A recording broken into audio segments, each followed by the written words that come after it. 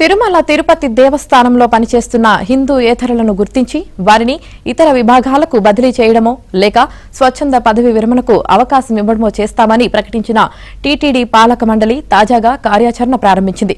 తొలి దశలో గుర్తించిన 18 మంది హిందూయేతర ఉద్యోగులను ఉత్సవాలు, వేడుకల విధులకు దూరంగా ఉండాలని ఆదేశించింది.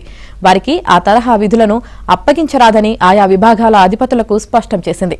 ఇప్పటికే వారిలో ఎవరైనా ఆలయాలు, మతపరంగా సున్నితమైన ప్రాంతాల్లో పనిచేస్తుంటే తక్షణం బదిలీ చేయాలని, సాధారణ విధులు అప్పగించాలని ఆదేశించింది.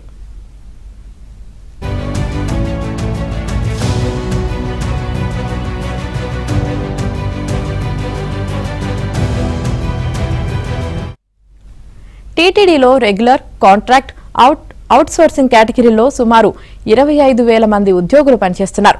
వీరిలో హిందూయేతరులైన ఉద్యోగుల సంఖ్య గణనీయంగా ఉందనే ఆరోపణలున్నాయి. సుమారు 10 ఏళ్ల కిందట టీటీడీలో డిప్యూటీ ఎగ్జిక్యూటివ్ ఆఫీసర్గా పనిచేసిన స్నేహలత అనే అధికారి ఏకంగా టీటీడీ అధికారిక వాహనంలోనే చర్చికి వెళ్లి ప్రార్థనలు చేశారనే ఆరోపణలు వచ్చాయి. ఈ వ్యవహారం అప్పట్లో దుమారం రేపింది. హిందూ సంఘాలు, బీజేపీ, ఆర్ఎస్ఎస్ లాంటివి తీవ్రంగా స్పందించాయి.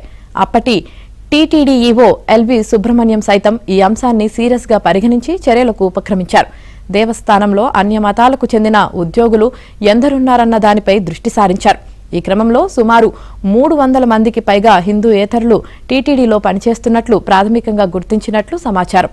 వారిని సాగనంపి ఇతర ప్రభుత్వ శాఖల్లో విలీనం చేసే ప్రతిపాదన కూడా అప్పట్లో తెరమీదకు వచ్చింది. అంతలో ఎల్వి బదిలీ కావడంతో విషయం మరుగున పడింది.